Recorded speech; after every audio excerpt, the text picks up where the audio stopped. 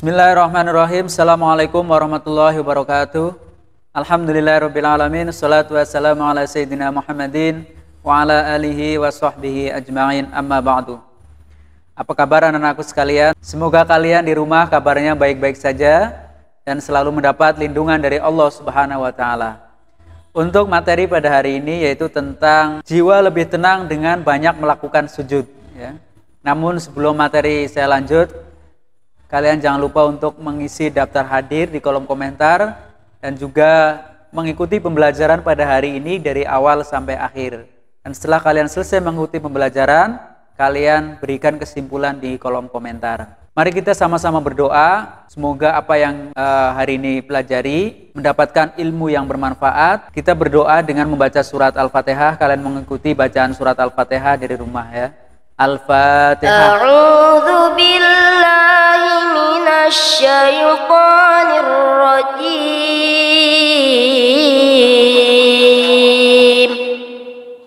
Bismillahirrahmanirrahim. Alhamdulillahi rabbil alamin.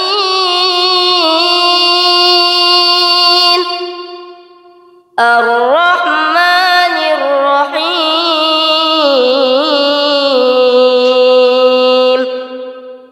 Malik yaumiddin.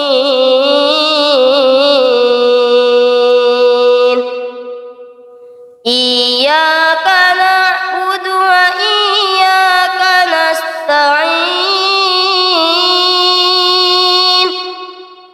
Ihdinas siratal mustaqim.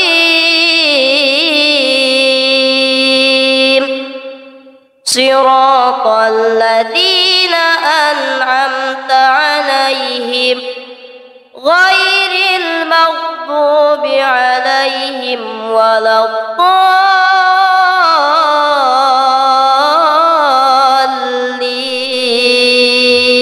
Fatihah telah selesai, mari kita bahas yaitu tentang jiwa lebih tenang dengan banyak melakukan sujud. Pada hari ini kita akan bahas tentang macam-macam sujud. Ya, yang pertama sujud syukur. Sujud syukur ialah sujud yang dilakukan ketika seseorang memperoleh kenikmatan dari Allah atau telah terhindar dari bahaya. Dalam hal ini Rasulullah SAW bersabda dari Abu Bakrah, sesungguhnya apabila datang kepada Nabi SAW sesuatu yang menggembirakan atau kabar suka, beliau langsung sujud bersyukur kepada Allah. Hadis riwayat Abu Dawud dan Tirmizi.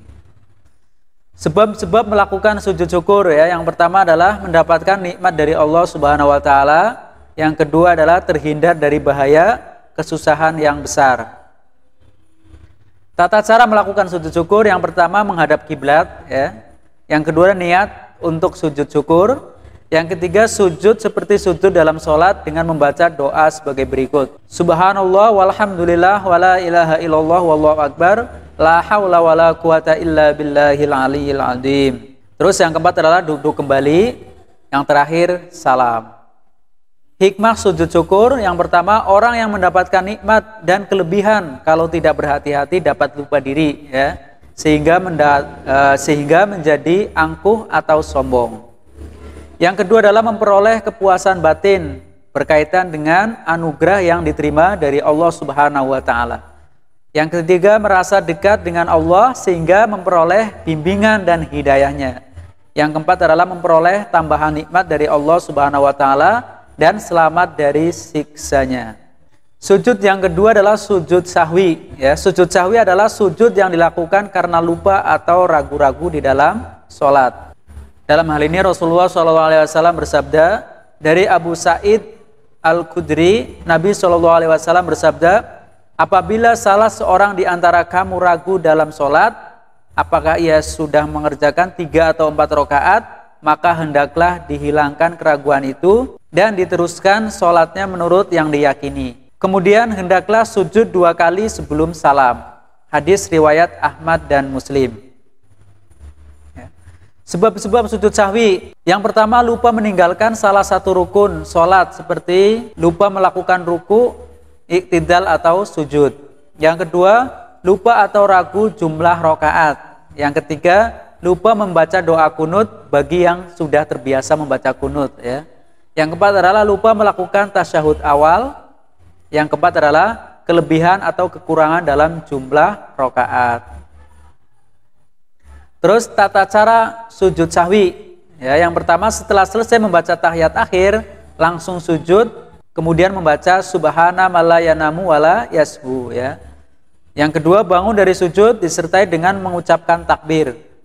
Terus yang ketiga, kemudian duduk sebentar lalu takbir dan dilanjutkan sujud lagi dengan doa yang sama dengan sujud pertama ya. Setelah itu duduk kembali dan diakhiri dengan salam. Terus hikmah melakukan sujud sahwi. Yang pertama, manusia tidak boleh berperilaku sombong dan angkuh ya.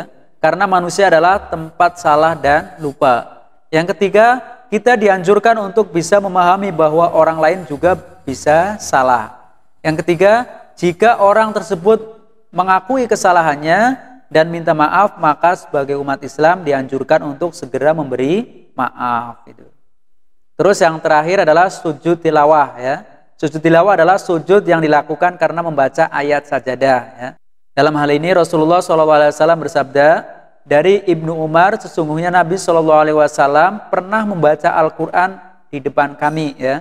Ketika bacaannya sampai pada ayat sajadah, beliau takbir lalu sujud, maka kami sujud bersama-sama beliau. Hadis riwayat Tirmidzi. Lalu sebab-sebab sujud tilawah ya. Sujud tilawah dilakukan karena pada saat membaca atau mendengarkan bacaan Al-Quran, menemukan ayat-ayat sajadah baik pada saat sholat maupun di luar sholat. Terus syarat sujud tilawah, yang pertama suci dari hadas dan najis ya. Yang kedua adalah menghadap kiblat, yang ketiga menutup aurat. Rukun sujud tilawah, yang pertama niat, terus yang kedua takbiratul ihram, yang ketiga sujud satu kali dengan diawali bacaan takbir, yang keempat adalah duduk setelah sujud dengan tumak ninah tanpa membaca tasyahud. Terus yang kelima adalah salam. Tata cara sujud tilawah ya.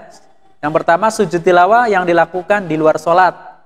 Ya, yang pertama berdiri menghadap kiblat, terus berniat melakukan sujud tilawah.